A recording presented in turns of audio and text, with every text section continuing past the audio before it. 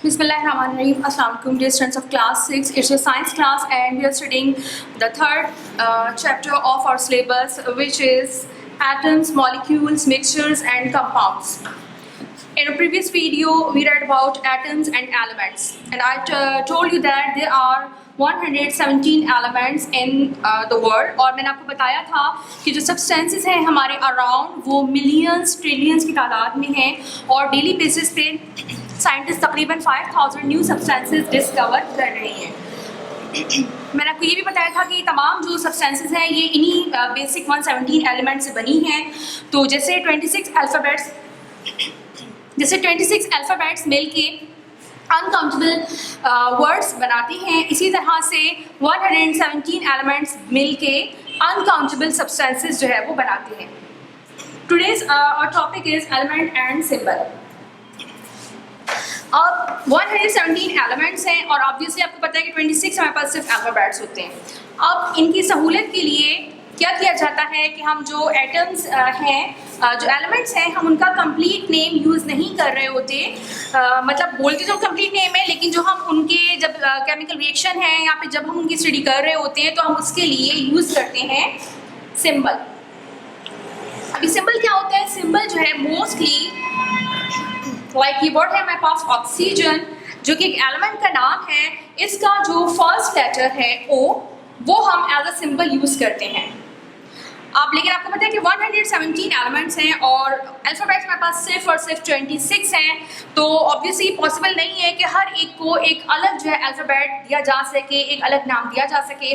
तो इसके लिए क्या किया जाता है, सिंबल में बहुत से जो हैं जो सिंगल अल्फ़ाबेट से शुरू किए जा रहे होते हैं और ये हमेशा कैपिटल में होता है। जब हमने किसी के सिंबल के लिए एक से ज़्यादा अल्फ़ाबेट्स लिए होते हैं तो हम क्या करते हैं कि जो सेकंड अल्फ़ाबेट है वो हमेशा स्मॉल में लिखा जाता है। लाइक अगर हम बात करें क्लोरीन की, अब जो क्लोरीन की स्पेलिंग है वो तो ये CHLOR है, यानी क्लोरीन, लेकिन हमारा इसका सिंबल है Cl। अब इसमें C जो है वो कैपिटल से होगा और L जो है वो हमेशा स्मॉल में लिखना है। अगर आप इसको C और L ऐसे लिखेंगे तो ये रॉन्ग हो जाएगा। इसी तरह से CO, एक आपने मेरे ख्याल कल भी जिक्र हुआ था, कार्बन मोनोऑक्साइड, और कॉमन सा नाम है, आपने सुना होगा, इसको कार्बन मोनोऑक्साइड पढ़ते हैं। अगर आप इसको कैपिटल में लिखेंगे तो क्या होगा, इसको हम कार्बन मोनोऑक्साइड ही समझेंगे, जो कि ऑब्वियसली रॉन्ग हो जाएगा। कार्बन मोनोऑक्साइड एक कंपाउंड है, जबकि ये जो CO है जिसमें कैपिटल C है और स्मॉल O है, ये एक सिंबल है कोबाल्ट, जो कि एक एलिमेंट है, उसका सिंबल। तो सिंबल क्या होते हैं? एब्रिविएशन या शॉर्ट हैंड्स होते हैं जो कि इनको एलिमेंट्स को रिप्रेजेंट कर रहे होते हैं। मोस्टली इनका जो फर्स्ट लेटर होता है वो या फिर उसके साथ कोई दूसरा लेटर हमने यूज़ कर रहे होते हैं, और वो दूसरा ज़रूरी नहीं कि वो बिल्कुल सेकंड हो। जैसे कि आप देख सकते हैं क्लोरीन में ये बिल्कुल सेकंड नहीं है, कोबाल्ट में ये सेकंड है, COBALT कोबाल्ट में ये सेकंड लेटर हमने फर्स्ट और सेकंड यूज़ किया है, जबकि क्लोरीन में ऐसा नहीं है। इसके अलावा Na is a symbol for sodium. अब सोडियम में तो सिरे से N का वर्ड मौजूद ही नहीं है, तो ये कहाँ से आया? इस तरह के और भी बहुत से हैं, जैसे आयरन का सिंबल हमारे पास होता है Fe, इसी तरह से मरकरी का सिंबल हमारे पास होता है Hg। तो ये सारे सिंबल्स कहाँ से आए? ये सिंबल्स जो है मोस्टली इनके लैटिन नेम से लिए गए हैं। ये और इस तरह के बहुत सारे हैं जो लैटिन नेम से लिए गए हैं, और इसमें मैं आपको फिर दोबारा बता दूं कि फर्स्ट लेटर हमने हमेशा कैपिटल लिखना है और सेकंड लेटर स्मॉल ही से लिखना है। अगर आप दोनों स्मॉल जब कैपिटल यूज़ करेंगे तो ये रॉन्ग हो जाएगा। जैसे कि मैंने आपको एग्जांपल दी, CO ये जो है ये कोबाल्ट एक एलिमेंट का सिंबल है, जबकि CO ये जो CO मैंने लिखा है ये कार्बन मोनोऑक्साइड एक कंपाउंड का फॉर्मूला है। It's an element while it's a compound. लिहाजा इस बात का आपने खास ख्याल रखना है कि जब भी हम सिंबल यूज़ कर रहे हैं तो जो कैपिटल में लिखा है यानी पहला लेटर वो हमेशा कैपिटल में होगा, और दूसरा अगर स्मॉल में टीचर ने लिखा है तो आपको उसको स्मॉल में ही लिखना है। इसके बाद यहाँ पे हमारे पास पेज नंबर 43 पे कोई एक चार्ट दिया हुआ है जिसमें कॉमन जो एलिमेंट्स हैं उनके नेम्स और उनके सिंबल्स दिए गए हैं। लाइक हाइड्रोजन H, अब देखिए हीलियम पे H से स्टार्ट हो रहा है तो हमने इसके लिए H और E को लिया है। इसके बाद है lithium Li, neon Ne, boron B, carbon C, nitrogen N, oxygen O, magnesium Mg, aluminium Al, phosphorus P, sulphur S, chlorine Cl, argon Ar, potassium K, ये भी ऑब्वियसली इसके लैटिन नेम से लिया गया है, कैल्शियम Ca, कॉपर Cu। अब आप देखिए सी ही से हमारे पास कितने सारे आ गए, कार्बन, कैल्शियम, कोबाल्ट, कॉपर। अब यहाँ पे भी कॉपर में आप देखिए Cu इसका सिंबल है, लेकिन हमारे पास यहाँ पे U मौजूद नहीं है, तो ऑब्वियसली ये जो इसका Cu है ये सिंबल इसके लैटिन नेम से लिया गया है। जिंक Zn, लेड या प्लम्बियम Pb, gold Au, silver Ag, sodium Na, निकल Ni, आयरन Fe। ये तो सारे एग्जाम्पल्स थी इसकी। थोड़ी सी एग्जाम्पल है एलिमेंट्स की। अब हमारे पास है नेक्स्ट टॉपिक जो है हमने आज पढ़ना है, वो है मेटल्स एंड नॉन मेटल्स। आपको पता है 117 जो हमारे पास एलिमेंट्स हैं, हमारे पीरियोडिक टेबल में 117 एलिमेंट्स हैं, इनमें से ज़्यादातर, इनमें से एक ग्रेट मेजॉरिटी लाइक 90s में, आई थिंक 94 या 98 के करीब जो है वो मेटल्स हैं, जो बाकी बचे वो मेटल्स नहीं हैं। ये ज़्यादातर जो है ये 98 है, ऑब्वियसली मेटल्स जो है वो सॉलिड होते हैं, मोस्टली सॉलिड होते हैं मेटल, जबकि जो बाकी हमारे रिमेनिंग हैं आई थिंक 20s में उनका नंबर है, वो उनमें मोस्टली वो गैसेस की फॉर्म में पाए जाते हैं। यानी जो नेचर में जिस फॉर्म में पाए जाते हैं, जो उनका प्योर फॉर्म है, वो जो है 98 के करीब मेटल्स हैं। बाकी जो रिमेनिंग है वो मोस्टली गैसेस की फॉर्म में पाए जाते हैं। अब मेटल्स और नॉन मेटल्स, इनमें आप किस तरह डिफ्रेंशिएट कर सकते हैं। बहुत सारी मेटल्स बहुत कॉमन है जो आपने देखी नहीं है, उनकी कुछ खास प्रॉपर्टीज़ होती हैं जो हमने यहाँ पे पढ़नी है। Difference between metal and non metals. अब क्या क्या इनमें डिफरेंस होता है। मेटल्स आर शाइनी, मेटल्स जो होते हैं वो शाइनी होते हैं, खासतौर पर जब न्यूली कटेड होते हैं, जब न्यूली कट होते हैं तो खासतौर पे वो ज़्यादा शाइनी हो रहे होते हैं।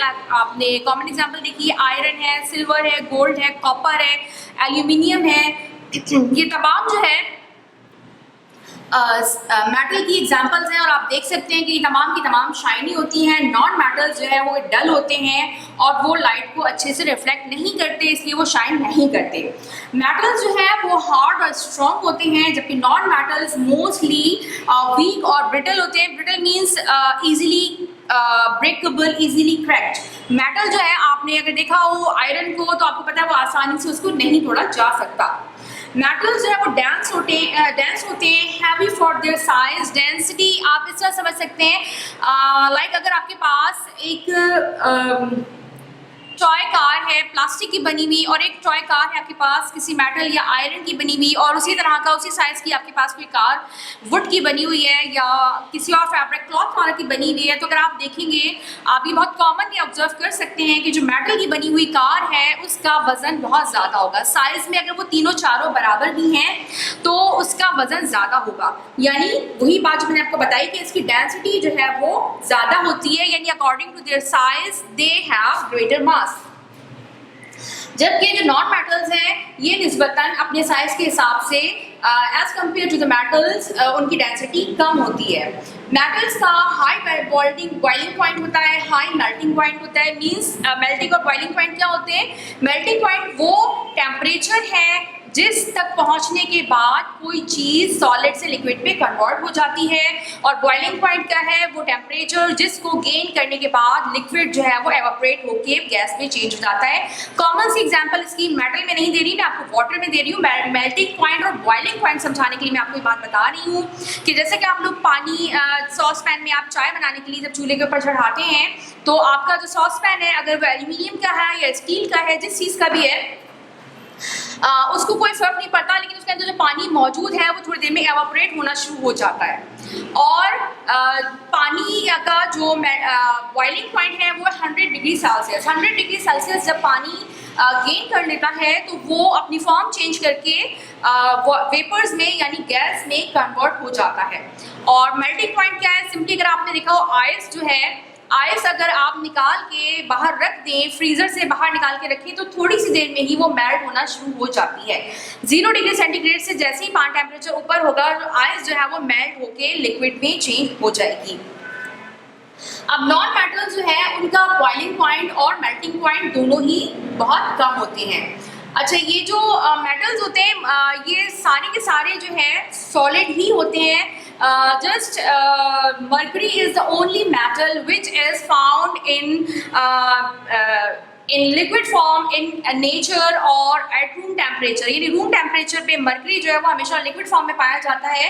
और इसकी एग्जांपल में हालांकि मैंने आपको पहले भी दी थी, इसका जिक्र हुआ था कि हमारा जो थर्मामीटर होता है, थर्मामीटर के अंदर आपने देखोगे एक बिल्कुल फाइन सी कैपिलरी होती है बीच में, जिसके अंदर एक सिल्वर कलर की एक लिक्विड जो है वो होता है। जब आप टेम्परेचर चेक करते हैं तो वो लिक्विड जो है वो राइज हो जाता है। वो जो लिक्विड है इनफैक्ट वो मर्करी है, जो कि एक मेटल होता है और ये वो वाहिद मेटल है जो कि लिक्विड फॉर्म में पाया जाता है। इसके बाद ये कि ये जो है मैलेबल होते हैं, मेटल्स जो है मैलेबल एंड डक्टाइल होते हैं। मैलेबल मीन्स उनको हैमरिंग करके उनकी शेप चेंज की जा सकती है, उनको शीट में कन्वर्ट किया जा सकता है। डक्टाइल मीन्स उनके तार बनाए जा सकते हैं, जैसे कि कॉपर वायर जो है हमारे यहाँ इलेक्ट्रिसिटी में यूज़ होता है। जबकि जो नॉन मेटल्स हैं they are non malleable and non ductile. अच्छा, इसके अलावा दे आर सोनोरस मीन्स अगर आप मेटल को टैप करें तो उसमें जो है वो आवाज़ आती है, जबकि नॉन मेटल के साथ ऐसा नहीं होता। ज़्यादातर जो कुछ मेटल्स जो हैं लाइक आयरन, कोबाल्ट एंड निकल, ये जो है मैग्नेटिक होते हैं, जबकि बाकी सारे नहीं होते। जबकि नॉन मेटल्स जो हैं उनमें से कोई भी मैग्नेटिक नहीं होता। अब इसका थोड़ा सा वर्क भी देख लेते हैं हम। 2 क्वेश्चन है जो आपको करने हैं। Name 5 metals and non-metals with their symbols. Name 5 metals and non-metals with their symbols to be done from book. ये आपको खुद करना है। बुक में पेज नंबर 43 और 44 पे आपको इजीली इनके नाम मिल जाएंगे।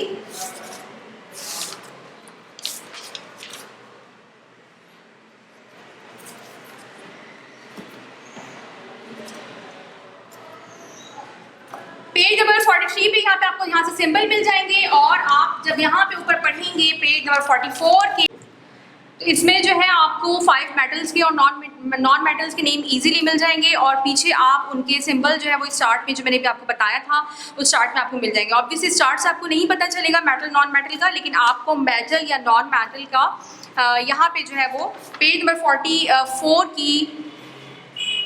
44 के स्टार्ट में आपको पता चल जाएगा कि मेटल और नॉन मेटल्स कौन से हैं और यहाँ से आप उसके सिंबल्स ले लीजिएगा। इसके बाद जो नेक्स्ट क्वेश्चन करना है वो है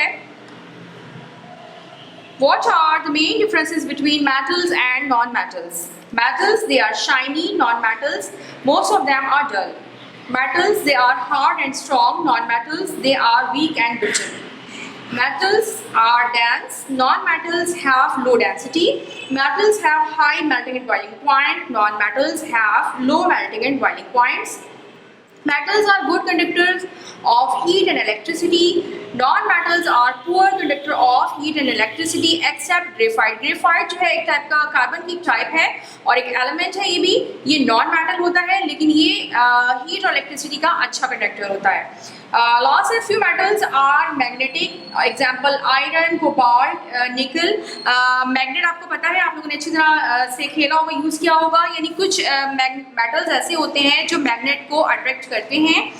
all are non metals. Non metals जो है नॉन मैग्नेटिक, जो नॉन मेटल्स हैं वो तमाम के तमाम नॉन मैग्नेटिक होते हैं।